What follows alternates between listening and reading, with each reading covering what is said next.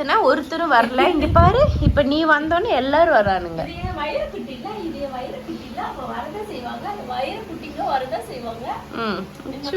பின்னாடி இங்க பாரு கோவம், கருத்து வேலை கோவம். அம்மா கொஞ்சம் ஒவ்வொருத்தரையாதான் கொஞ்சம் முடியும், ஒரே நேரம் எல்லாத்தையும் தூக்க கொஞ்சம் முடியுமா? சொல்லு. இவர் கொஞ்சம், இவர் வந்திருக்கிறாரு கொஞ்சம் இருக்கு. ஹாய் குட்டி, அண்ணடி குட்டி. இவருக்கு வந்து தூரமா வச்சு இவன் வந்து அடங்காப்பிடாரு. எங்க டாட் எல்லாம் வரல. வேணாமா அம்மா இருக்கு முடிச்சுட்டு எங்க ஓடு பாப்பா துள்ளுற. நான் இப்படி இருக்க முடிச்சுட்ட பத்தியா? என் தங்கண்டு எங்க அம்மா பட்டுமா துள்ளானா இருக்குமா பிடிச்சதுமே அப்படியே படுத்துக்கிட்டேன். அப்படியே கண்ணு முடி, சரி பரவாயில்ல பிடிச்சிக்கோ அப்படின்னு போனா போதே. நீ என்னை கொஞ்சிக்கோ குட்டி. கரெக்டவா எங்க பண்ண, என்ன பண்றீங்க பாப்பா? பாப்பா என்ன பண்றீங்க? கீழே பாரு மின்னல மின்னல். எல்லாரும் ஏற ஆரம்பிச்சிட்டானுங்களா? சாஷா குட்டி, சாஷா குட்டி என்னடா, என்னடா சாஷா? நீங்களும் வருவீங்களா மேல? நீங்களும் வருவீங்களா குட்டி? கருப்பா மம்மி கோலிங். எல்லாத்தையும் தூக்கிட்டு எல்லாத்தையும் தூக்கினேல முதல்ல தூக்கிடணும் அவரை. ஆமா கோச்சுக்கிட்டியா? சரி லைனா தான் தூக்க முடியும். நீ எதுக்கு லேட்டா வந்த? முதல்ல ஒடியாந்துட்டேன்னா உடையதான் தூக்கி இருப்பேன். அதுல ஒரு கோவமா மூச்சை கட்டிட்டு உட்காந்துருப்பாரு நாய்க்குட்டி. டாட் எல்லாம் வரல, டாட்டை கூப்பிடு. செல்லக்குட்டி சாஷா வந்துட்டான் பாரு. சாஷா கொஞ்சம் சாஷா வா. சாஷா இங்க வாடா. சாஷாமா, சாஷா இல்ல இங்க வா. கோமா ரொம்ப கோவத்துக்கு அவனுக்கும் ஒரு கோபம். டாட்டு போட்டுட்டு எங்க போற? கமெண்ட்ல நேற்று வீடியோ கமெண்ட்ல கேட்டிருந்தீங்க, சாஷா குட்டி வந்து சர்ஜரிக்கு அப்புறமா சாஃப்டா இருக்கானா, சண்டை போடுறானா அப்படின்னு சொல்லிட்டு. சாஷா முதல்லையுமே சர்ஜரிக்கு முன்னாடியுமே சண்டை போட மாட்டான் யாருக்கிட்டையும், ரொம்ப சாஃப்டா இருப்பான். அழகு குட்டி. இப்பவும் அதுக்கப்புறமும் பாத்தீங்கன்னா இருமா இருங்க ஒரே நிமிஷம் தங்கம். சர்ஜரிக்கு முன்னாடியுமே சாஷா வந்து யார்கிட்டையும் சண்டை போட மாட்டான், சாஃப்டா இருப்பான். தெரியாதவங்களா இருந்தாலும் தெரிஞ்ச எங்களா இருந்தாலும் தெரியாம புதுசா வந்தாலுமே யாருக்கிட்டையுமே அவன் கோவப்பட மாட்டான், கையெடுத்து இப்படி அடிக்க மாட்டான், பரண்டி வைக்க மாட்டான், சும்மா தேவையில்லாம அவங்க கத்திக்கிட்டே கூட இருக்க மாட்டான், சாஃப்டா இருப்பான். ரொம்ப சாஃப்ட்டு, நீங்க யோசிக்கவே முடியாத அளவுக்கு சாஷா வந்து ரொம்ப சாஃப்டான ஒரு குழந்தை. அப்புறம் கேட்டீங்க சர்ஜரிக்கு அப்போ அவன் எப்படி இருக்கான், நல்லா இருக்கானா, பரவாயில்லையான்னு கேட்டிருந்தீங்க. உண்மையாவே சொல்லணும்னா சர்ஜரிக்கு முன்னாடி கூட ரொம்ப ஒரு மாதிரி சோகமா ஃபீல் பண்ணுவான் இருப்பான், அந்த மாதிரி இருப்பான். அப்புறம் சோகமா உட்கார்ந்துட்டு இருப்பான், அந்த மாதிரி எல்லாம் அவனை பண்ணுவான். ஆனா சர்ஜரிக்கு அப்புறம் உண்மையாவே குழந்தை மாதிரி ரொம்ப ஆக்டிவா இருக்கான், ரொம்ப ஜாலியா என்ஜாய் பண்றான், ஓடுறான், ஆடுறான், விளையாடுறான். உடம்பு கூட கொஞ்சம் நல்லா ஹெல்த்தியா இருக்கிற மாதிரி இருக்கான். சில நேரம் வீடியோல பாத்தீங்கன்னா எல்லாரும் என்ன சாசா டல்லா இருக்கா அப்படின்னு சொல்லிங்களா, அந்த நேரம் அவன் அப்பதான் தூங்கி எழுந்திரிச்சிருப்பான். அந்த தூக்கத்துல உட்காந்து பேசிட்டு இருப்பான், அவன் தூங்கிட்டு இருப்பானா, அப்ப எஞ்சி வந்து உட்காருவானா, அதனால அவன் டல்லா இருப்பான். மற்றபடி அவன் நல்லா ஆக்டிவ். இங்க பாருங்க எங்க ஏறி நிக்கிறது பாருங்க, குழந்தை கேட்டுக்கோங்க. அது மாதிரி நல்லா ஆக்டிவா இருக்கான். நீங்களும் உங்க வீட்டுல பெட் வச்சிருந்தீங்க அப்படின்னா, கேட்லாம் வச்சிருந்தீங்கன்னா, உங்களுக்கு கேட் வந்து குட்டி போட வேணாம், எங்களுக்கு இதை ஒருத்தனே போதும் அப்படின்னு நினைச்சீங்கன்னா, வெளியில கேட் வந்து தேடுறாங்க, ஃபீமேல் கேட் தேடுறாங்க அப்படின்னு இருந்துச்சுன்னா, நீங்க வந்து அவங்களுக்கு சர்ஜரி பண்ணிட்டீங்கன்னா அவங்க ஃபீமேல் கேட்டெல்லாம் தேட மாட்டாங்க. அவங்க சமத்தா ரொம்ப ஆக்டிவா முன்னாடி இருந்ததை விட சர்ஜரிக்கு அப்புறம் நல்லா ஆக்டிவா ஹெல்த்தியா இருப்பாங்க. அதே போல் ஆப்ரேஷன் பண்ணுறப்போ அவங்களுக்கு நல்ல ஹாஸ்பிட்டலாக பார்த்து நல்லா சர்ஜரி பண்ணுறதுக்கு வச்சதுக்கப்புறம் நல்லா அவங்கள வந்து மருந்தெல்லாம் கொடுத்து நல்லா நீங்களும் நல்லபடியாக கவனிச்சுக்கோங்க. அப்புறம் கேட்டிருந்தீங்க வெயில் காலத்தில் வந்து சொல்லியிருந்தாங்க, நாங்கள் ஸ்ரீலங்காவில் இருந்து முதல்ல ஒரு கேட் வாங்கி நம்ம சாஷா பேர் தான் வச்சுருந்தாங்களாம். 5 மாதத்துலேருந்து தான் அது ஓடி போயிடுச்சுன்னு சொல்லிட்டு. அப்புறமும் ஒரு கேட் வாங்கினாங்களாம், அது வந்து இறந்துருச்சுன்னு சொன்னாங்க. எனக்கு ரொம்ப சங்கடமாக போச்சு. இப்போ ஒரு வீட்டில் நம்ம பூனைக்குட்டியோ நாய்க்குட்டியோ வளர்க்குறோன்னா இறந்து போயிட்டாங்கன்னா ரொம்ப சங்கடமாக இருக்கும், அழுகையோ அப்படி ஒரு வருத்தமாக இருக்கும், அவங்களுக்கு கொஞ்சம் சங்கடமாக தான் இருக்கும். நீங்கள் அதை என்ன கொடுக்குறீங்க என்ன செய்கிறீங்கன்னு தெரியல. வெயிலுக்கு வந்து நம்ம கேட்டுங்களாம் வெயில் இப்போ அடிக்கிற வெயிலில் பார்த்தீங்கன்னா இவங்களுக்கு தாங்கவே முடியாது. ஏன்னா அவ்வளோ ஹீட்டு நம்மளாலே தாங்க முடியல, அவங்க எப்படி தாங்குவாங்க? அதனால தண்ணி அதிகமாக தண்ணி கொடுங்க. அதனால உங்கள் கேட் வளர்க்குறது வந்து டாக்டர்கிட்ட கன்சல்ட் பண்ணுங்கள். ஃபஸ்ட்டு இன்ஜெக்ஷன்லாம் கரெக்டாக அவங்களுக்கு போட வேண்டிய வேக்சினேஷன்லாம் நீங்கள் போட்டு அவங்களுக்கு ஏதோ நோயெல்லாம் வருது இல்லை, கேட்டுங்களுக்கெல்லாம் நோய் வரும், அந்த மாதிரிலாம் வராமல் இன்ஜெக்ஷன்லாம் இருக்குது. அந்த மாதிரிலாம் தடுப்பூசியெல்லாம் போட்டுட்டு நீங்கள் அந்த கேட்டை வளர்த்திங்கன்னா அவங்க பாட்டுக்கு இருப்பாங்க. அப்புறமா என்னென்னா கேட்டிருந்தாங்க, இந்த டைமில் வந்து அவங்களுக்கு ட்ரை ஃப்ரூட் கொடுக்காதீங்க அப்படின்னு சொல்லியிருந்தீங்க. அம்மா நாங்களும் அதிகமாக ட்ரை ஃப்ரூட் கொடுக்கல, ஒரு நாளைக்கு ஒரு டைம் வந்து ட்ரை ஃப்ரூட் கொடுப்போம். ஏன்னா எப்பொழுதனைக்குமே நம்ம வந்து மீன் சிக்கன் போட்டுகிட்டே இருக்க முடியாது. மீன் வேக வைக்கிற தண்ணி, சிக்கன் வேக வைக்கிற தண்ணி இதெல்லாம் அவங்களுக்கு கொடுத்துருவோம். ஏன்னா தண்ணி குடிக்க மாட்டாங்க அந்த டைமில். அவங்களுக்கு அந்த தண்ணி அந்த மாதிரி நான்வெஜ் ஸ்மெல் இருந்தால் அந்த தண்ணி கொடுப்பாங்க, அதையும் கொடுத்துட்டு தான் இருக்கும். அதிகமாக ட்ரை ஃப்ரூட் கொடுக்கறதில்ல, வெட் ஃபுட்டும் கொடுக்குறோம், ட்ரை ஃபுட்டும் கொடுக்குறோம். நீங்களுமே உங்கள் கேட்டுக்கு பார்த்தீங்கன்னா தண்ணி வந்து நிறைய வைங்க. 2 நேரம் காலையிலையும் சாயங்காலமும் நாங்கள் வந்து 3 நேரம் தண்ணி வந்து மாற்றி மாற்றி வச்சுருவோம். காலையில் சாயங்காலம் வந்து அங்கங்கே தண்ணி வச்சுட்டிங்கன்னா அவங்க போகிற இடத்துல எல்லாம் தண்ணி குடிச்சுப்பாங்க. எங்கள் பூனைக்குட்டி என்ன செய்கிறாங்கன்னா சுற்றி உட்காந்துக்குவாங்க. தண்ணி டப்பா வச்சோன்னா அது சுற்றி உட்காந்துட்டு தண்ணி குடிச்சிக்கிட்டு இருப்பானுங்க 3 எல்லாரும் சேர்ந்துட்டு. அப்புறம் இவனுக்கு எதுக்கு முடி வெட்டி விட்டுருந்தீங்க அப்படி, இவனுக்கு எதுக்கு முடியெல்லாம் வெட்டினீங்க அப்படின்னு சொல்லி கேட்டிருந்தீங்க. இவனுக்கு வந்து நிறைய ஹேர், இப்படி உடம்புலாம் இவ்வளோ பெருசாக இருக்கும் முடி இருக்கும். அந்த முடி என்னாச்சுன்னா அது வந்து அவன் இப்படி புரளுவான்ல, அப்போ வந்து அதில் வந்து முடிச்சு விழுந்துருச்சு. அப்புறமா வெயிலுக்கு என்னன்னா அந்த முடியை வச்சுட்டு அவனால இந்த ஹீட்டை அவனால தாங்க முடியாது கொஞ்சம் சொல்லிட்டு சரி நாங்கள் என்ன பண்ணோம், ட்ரிம் பண்ணி விட்டுருங்கன்னு சொல்லி ஃபுல்லாத்தையும் பண்ணியாச்சு. இப்போ பார்த்தீங்கன்னா இப்போ ஓரளவுக்கு முடி வந்து ஓரளவுக்கு வளர்ந்துருச்சு. இது நல்லதும் கூட. வெயில் காலத்தில் முடி அதிகமாக இருந்தாலும் அவங்களுக்கு வந்து ரொம்ப தாங்க முடியாது, ஹீட்டு வந்து தாங்க முடியாது, உள்ளே வந்து காத்தோட்டமாக இருக்காது இல்லையா? அதனால முடி வெட்டி உங்கள் வீட்டில் கேட் இருந்தாலும் நீங்களும் நம்ம சம்மர் டைமில் முடியெல்லாம் வெட்டி விட்டுருங்க, நல்லது தான். அவள்தான் எல்லாரும் பாருங்க மேலே நான் வரணும்னு எல்லாம் ஓடிட்டானுங்க. மேலே போய் அவங்க கூட அங்கே போய் உட்காரணும். நான் என்னாச்சு அம்மா மேல வரணும் மாடி சோரடி போட கண்ணு மூடிடுவானுங்க இவனுங்க, வேற கண்ணை மூடிடுவாங்க இவங்க, கண்ணை மூடிடுவாங்க. என் பிள்ளைங்களோட என்ன சைன் லாங்குவேஜ், லவ் லாங்குவேஜ், என் பிள்ளைங்களோட லவ் லாங்குவேஜ் என்ன தெரியுங்களா? அப்படியே கண்ணை மூடி இப்படி முழிச்சிருவாங்க நம்ம சொல்றதுக்கு.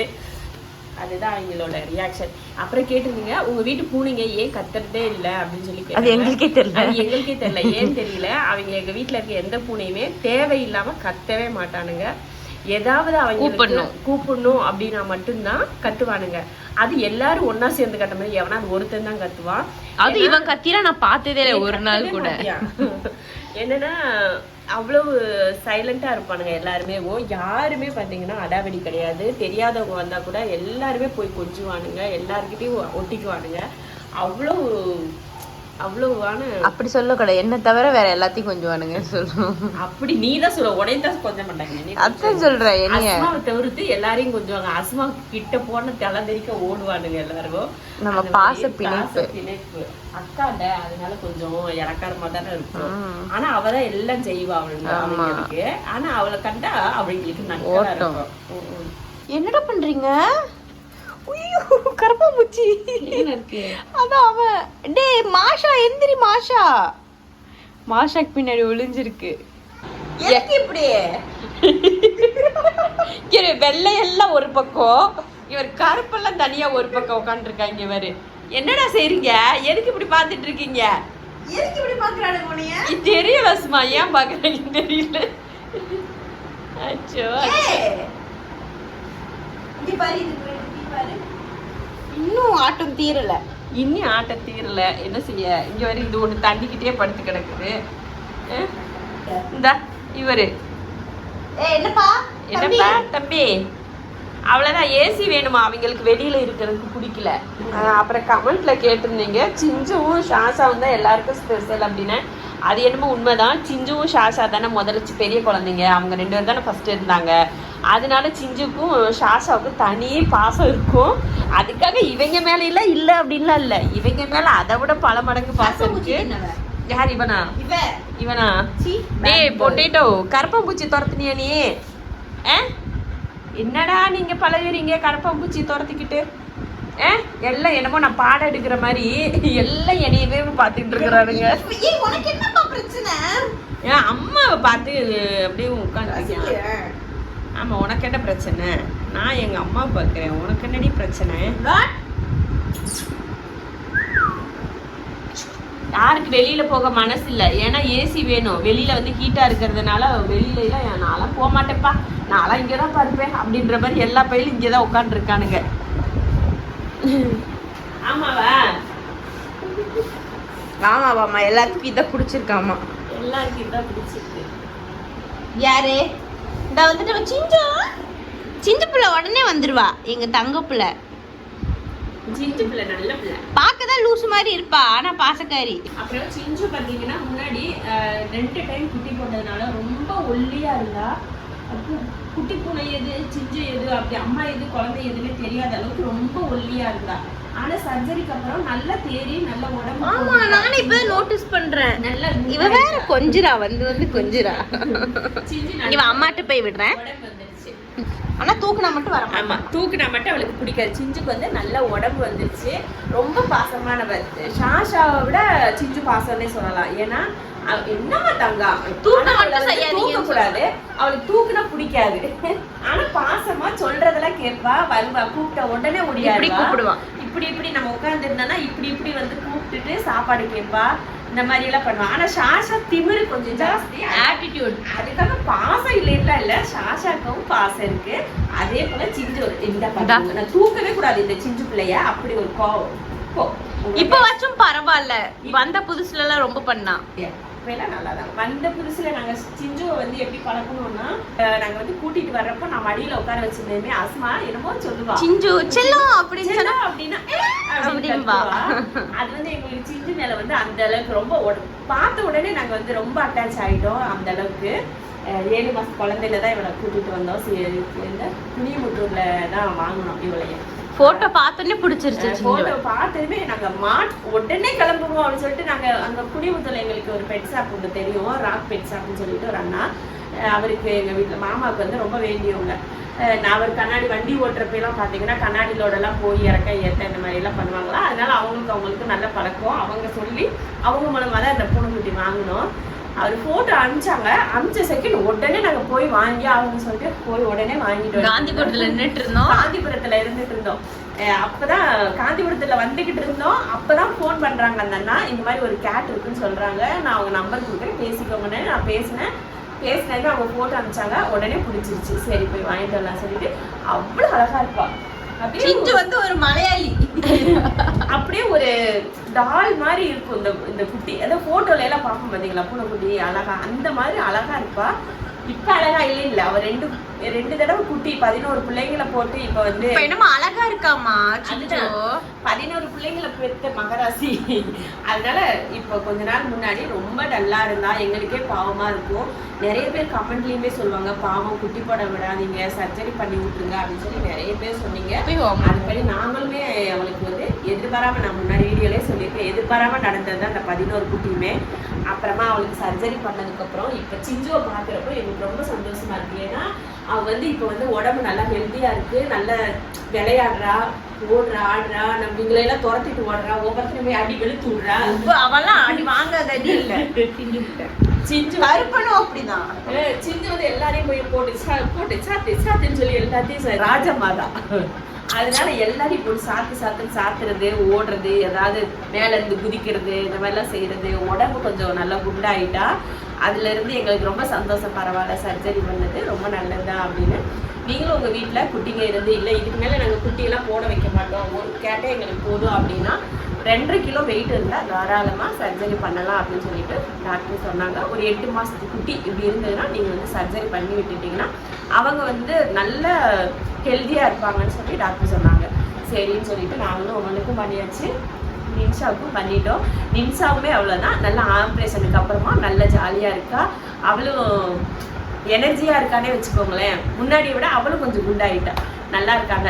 சர்ஜரிக்கு அப்புறம் எல்லாருமே நல்லா இருக்காங்க, 3 பேருமே நல்லா இருக்காங்க. நீங்களும் உங்க குட்டிகளுக்கு சர்ஜரி பண்ணணும்னா தாராளமா பண்ணுங்க.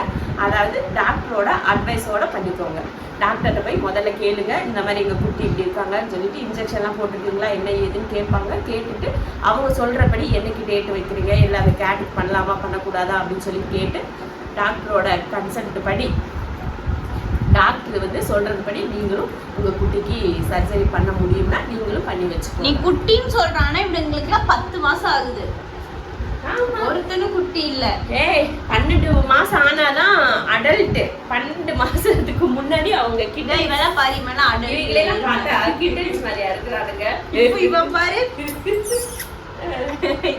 உடனே கோச்சுக்குவாரு. வாலிப வயசு, இது வாலிப வயசு. நீ என்ன பாக்குற லுக்கு?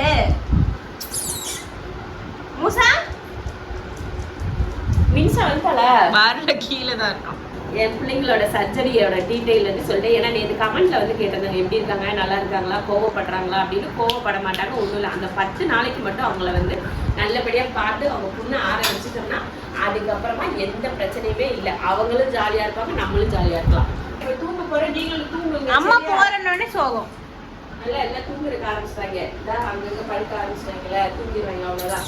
0 வாட்ஸ்லாம் போட்டு விட்டு, ஆமா அந்த 2 0 வாட்ஸும் நாங்க போட்டு விட்டுருவோம். நைட் இவங்களுக்கு இருட்டா இருக்க கூடாது. அப்புறமா இருட்டா இருக்காது. கீழே வந்து ஸ்ட்ரீட் லைட் இருக்கு, அந்த வெளிச்சமும் நல்லா வரும். அதனால ஒன்றும் லைட் வெளிச்சத்துக்குலாம் பிரச்சனை இல்லை. இவங்களுக்கு இருட்டா இருந்தால் தானே பிடிக்கும். அதனால கொஞ்சம் 0 வாட்ஸ் தான் நல்லது. இருந்தால் 2 பக்கம் 0 வாட்ஸ் போட்டு கொடுப்போம். சரி, இது ஓடும் ஏசி, அதுக்கப்புறம் ஃபேன் ஓட்டுரும். நம்ம ஏசியும் போட்டுருக்கு, ஃபேனும் ஓடுது. நைட்டு போகும்போது இதெல்லாத்தையும் க்ளீன் பண்ணிட்டு போனோம்னா அவங்க நைட்ல கரெக்டா இருந்துப்பாங்க. இங்கே ஒரு விளையாடுறாங்க. சரி விளையாடுங்க, நாங்க அப்புறமேல ஆஃப் பண்ணிடுறோம். Bye guys.